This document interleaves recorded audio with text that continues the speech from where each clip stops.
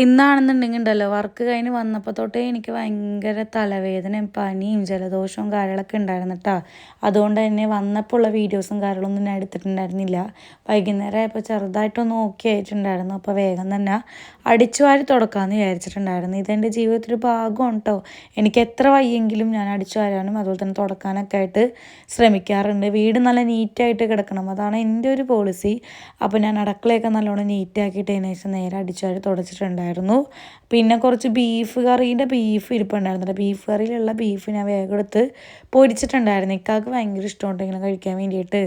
അപ്പോൾ ആ ബീഫ് പൊരിച്ചതിലോട്ട് കുറച്ച് ഗരം മസാല പൊടിയൊക്കെ ഇട്ട് കൊടുത്തിട്ടുണ്ടായിരുന്നു. പിന്നെ ഞാൻ സൈഡായിട്ടുണ്ടായിരുന്നു കേട്ടോ. പണി എടുത്തതിന് ഞാൻ എപ്പോൾ സൈഡാവും.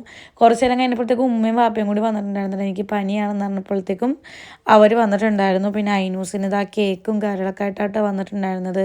ഉമ്മയാണെന്നുണ്ടെങ്കിൽ കേക്കും ഐനൂസിന് എനിക്ക് ചക്ക വറുത്തതും കാര്യങ്ങളൊക്കെ ആയിട്ടാണ് വന്നത്.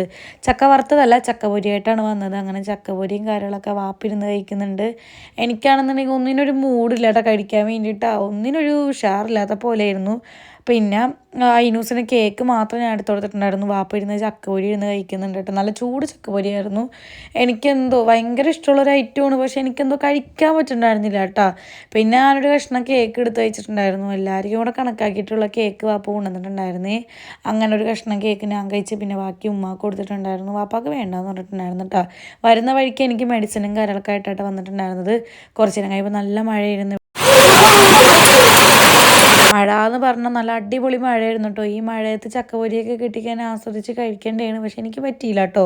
കുറച്ച് നേരം കഴിയുമ്പോഴത്തേക്കും നമ്മൾ ഐനൂസ് ഉറങ്ങിയിട്ടുണ്ടായിരുന്നു. പിന്നെ എനിക്ക് തീരെ വയ്യാണ്ടായപ്പോഴത്തേക്കും ഹോസ്പിറ്റലിൽ കൊണ്ടുപോയി കാണിക്കാമെന്ന് വിചാരിച്ചിട്ട് അങ്ങനെ ഷിനിക്കാക്കെ ഞാനും കൂടെ ഹോസ്പിറ്റലിൽ കാണിച്ച് തിരിച്ച് വന്ന വഴിക്ക് എനിക്കൊരു കൊതി, നമ്മുടെ ലോഡർ ഫ്രൈസ് കഴിക്കാനൊരു കൊതി കേട്ടോ. ഈ കൊതിയൊക്കെ എവിടെ നിന്ന് വരുന്നതെന്ന് എനിക്കറിയില്ല.